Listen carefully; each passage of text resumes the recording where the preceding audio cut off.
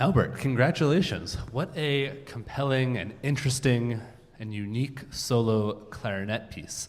There was so much in the language of that piece that I found so unique to that piece. And I'm curious to hear a little bit about just what you were thinking about when your task was to write a solo clarinet composition. Yes, I prepared some notes. I can read all of it. Okay. Sure. Yeah. The main idea is that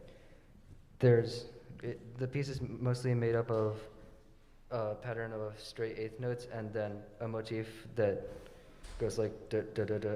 So that represents. I was trying to make the piece sound like wind, so it's like a stereotypical cartoon wind particle, which goes like that.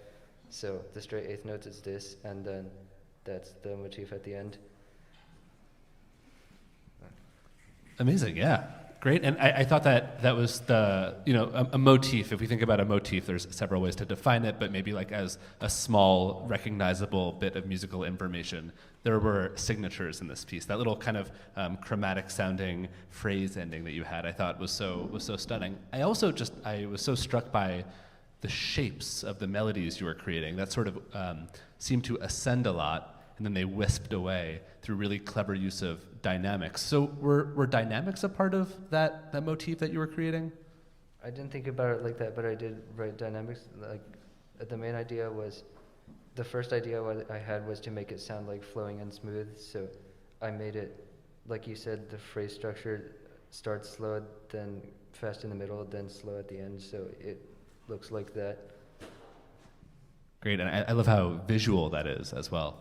That's an incredible thing when we have a visual image and then that translates somehow into this abstract language of sounds. I mean, that's the magic right there. Do we have any questions or comments from the audience? Yeah, Lukasz.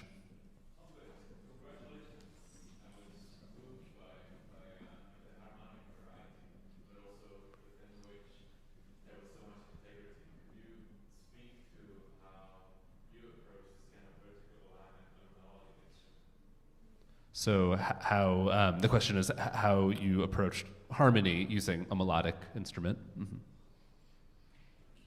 I didn't. I didn't prepare anything to say about that. Well, maybe there seemed to be a sort of consistent language of the sorts of scales and intervals you were using. Is that something that you discovered in the course of writing the piece, or something that you came to the piece prepared to use? Yes, you mentioned the motif at the end sounds chromatic. That was intentional because I have been exploring the idea of large intervals seem more dramatic and small intervals are more compact. So it represents the swirl at the end, which is slowing down, so it's chromatic. Not only did I make it like slow then fast and slow in tempo, but also in the intervals. Very interesting. Albert, a fantastic piece, and thank you for giving us a window into your process. That was really, really compelling. Congrats.